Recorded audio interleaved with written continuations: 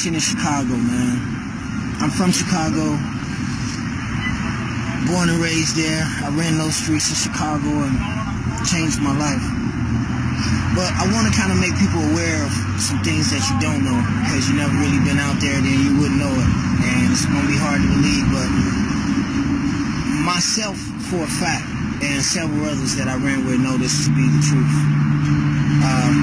Growing up in Chicago in the early 90s, this same situation was happening. I've been in Chicago where a person came into my house and knocked on the door to come and get me early in the morning, 6:30 in the morning, and said, come with me, man. It's a crate of guns in the alley. And I got up and ran out there, and sure enough, there was a crate of guns. And during that time when we in it, you're not thinking about where did the guns just come from? You know, you never think about that type of stuff, like where did the guns come from and why are they here?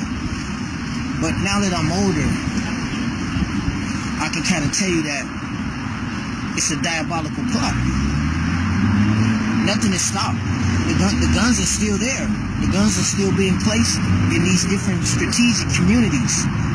It's a plan. The issue of guns was not addressed. We can talk about the issue of employment, education, economic uplifting of our young black men as an alternative to violence. But unless we address the issue where the guns are coming from into our community, we're just putting a Band-Aid over cancer.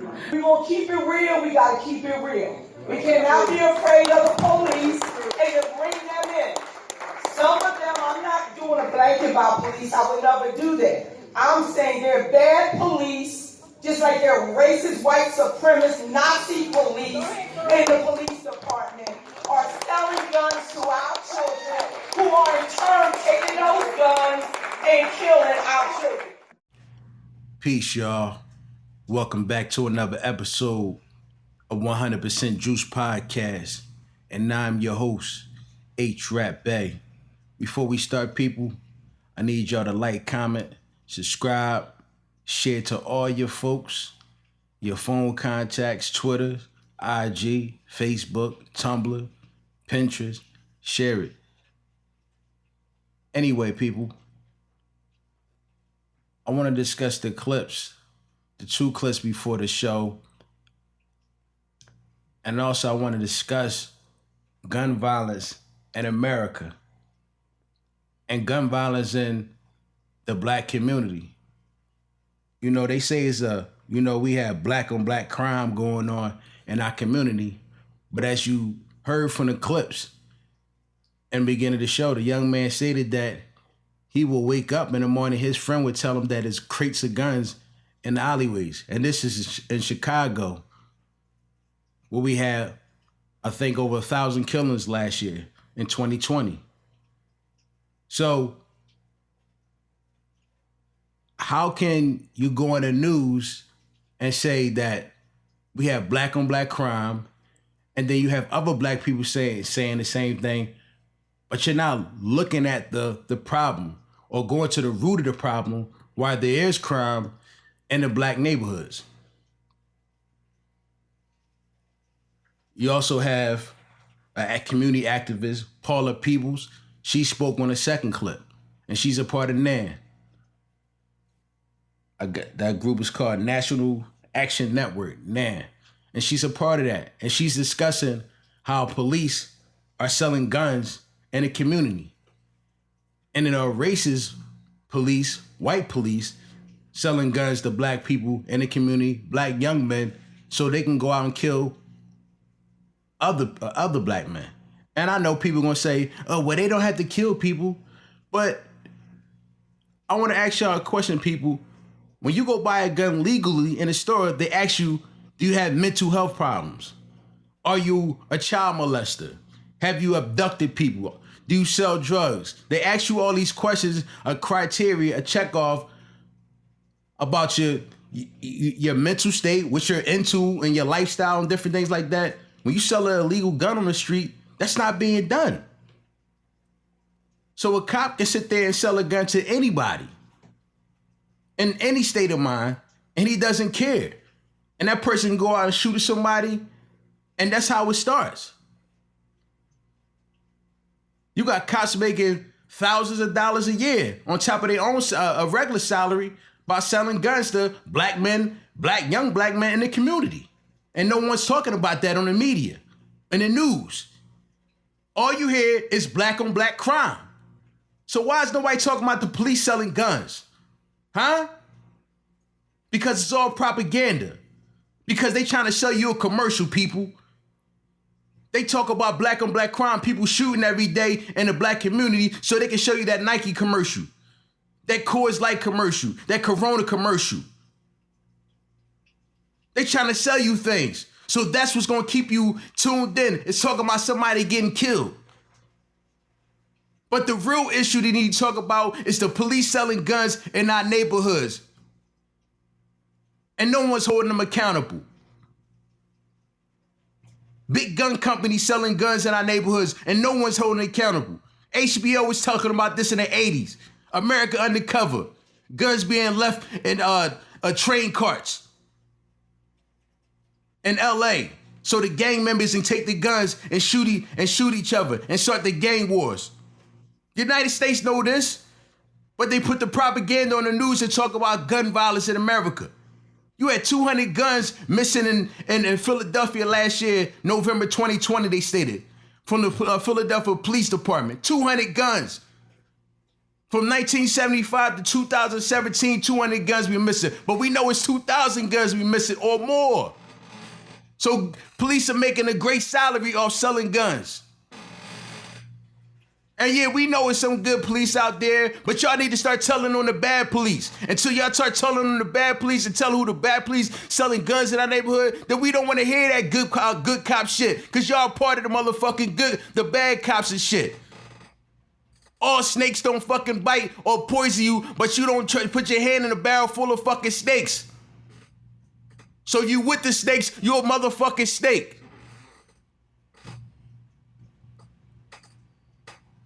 We out here getting killed and shit. These motherfucking snakes is funny in they motherfucking office and shit. Why they down in their beach house in fucking Atlantic City and shit, and we out here getting killed and shit. So they can go get motherfucking overtime. And then they getting more motherfucking salaries by selling motherfucking guns to us. We need to talk about that shit. This is a 100% Juice podcast, people. We getting down to the root of things. We ain't gonna keep playing around with it. Let's talk about white on white crime. When we got suicide rates in America are high. And that's including from guns, alcohol abuse, drug abuse. You have Caucasian men dying too, but they don't talk about that from suicides. But I want to get into this article talking about the rate of gun violence in America by different states. Check this out. It says gun death rates in the U.S. is much higher than in most other nations, particularly developed nations, but it's still far below the rate in several Latin American nations, according to a study of 195 countries and territories by researchers at the Institute for Health Metrics and Evaluation of University of Washington. The U.S. gun death rate was 10.6 per 100,000 people in 2016. The most recent year in the study was using a somewhat different methodology from the CDC.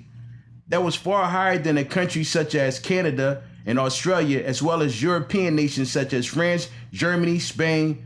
But the rate in the U.S. was much lower than El Salvador, Venezuela, Guatemala, Colombia, Honduras, and the study found overall the U.S. ranked the 20th in its gun fatality rate. Wow. So you got countries like Venezuela, El Salvador, Guatemala, Colombia, Honduras is leading the U.S. is ahead of the U.S. in gun violence. That's not talked about. So let's talk about Mexican on Mexican violence. We need to go across the board. Stop making black people the butt of your 10 o'clock news jokes, your 5 o'clock news jokes, 11 o'clock news jokes. Stop using us to sell your products. That was the reason why CNN talked about Trump so much. They talked about Trump so much because they can sell commercials. They said it. They said they hated Trump, But business was good because he was in office, because they got news about him to talk about him every day. So that keeps people tuned in the TV. So after that 2-minute talk about Trump, they can sell you 5 to 10 minutes of commercials. That's what they doing, people. It's all one big game. That's what we need to be discussing. Yes, we have black on black violence in our neighborhood. We have black people killing black people in our neighborhood. Yeah, we do. But what's the root of those people getting guns? What's the root of those people getting drugs in the community? We need to discuss that. You cut the head, the body will fall. We need to get to that. But nobody wants to talk about that. Because they playing both sides of the fence. And that's what the devil do. Elijah Muhammad told you that in the story of Yaqub. The devil played both sides of the fence. So we gotta watch this. We gotta start policing our own neighborhoods. If it's men on your block, the men need to be policing the neighborhoods. Because we can't trust the system. Because the system is trying to kill us. And then they sitting there acting like, oh no, we're on your side. Why the fuck you on our side if you selling us the drugs and the guns? Huh?